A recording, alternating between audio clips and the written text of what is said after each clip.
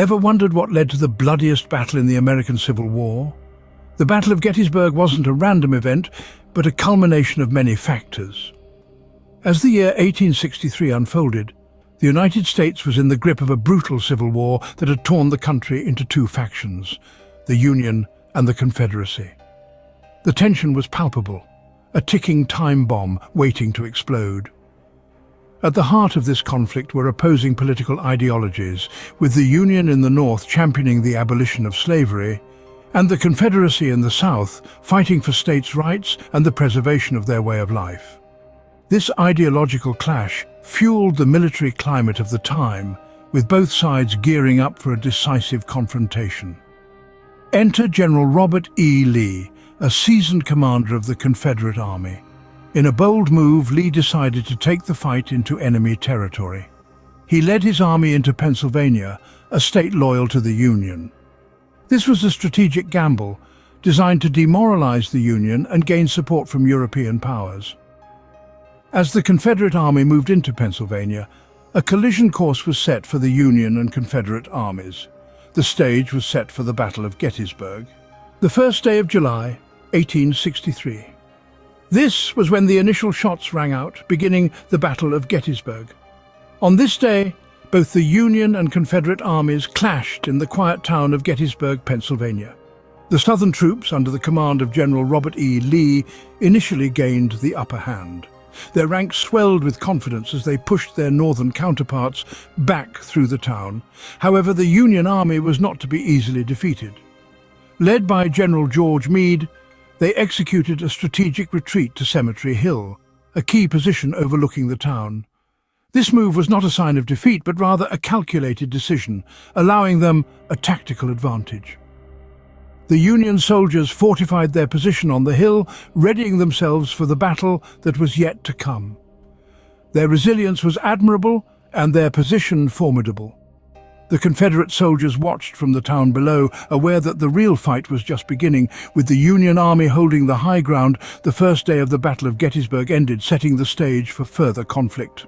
On the second day of battle, the tide began to turn. The Union Army, under the leadership of General George Meade, was under intense pressure from the Confederate forces. Yet they stood their ground. Their resilience was epitomized in the defense of Little Round Top, a key strategic location on the battlefield. Despite being outnumbered, the Union forces held on to this vital ground, repelling wave after wave of Confederate attacks.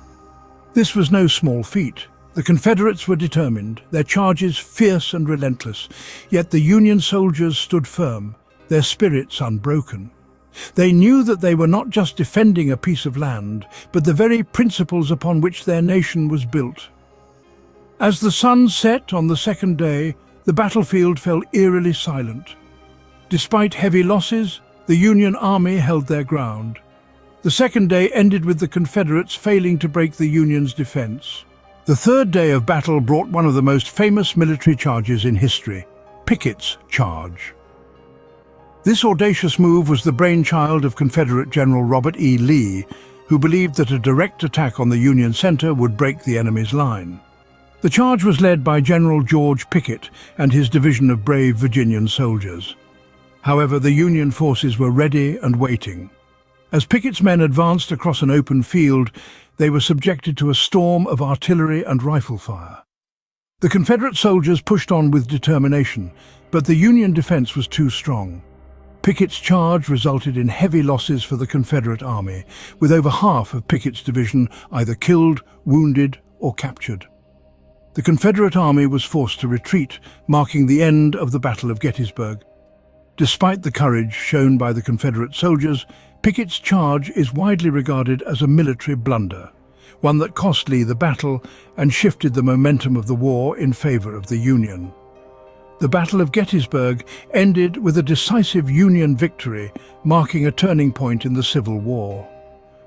The Battle of Gettysburg left a lasting impact on the course of American history. In 3 gruesome days, over 50,000 men fell, marking it as one of the bloodiest battles of the Civil War.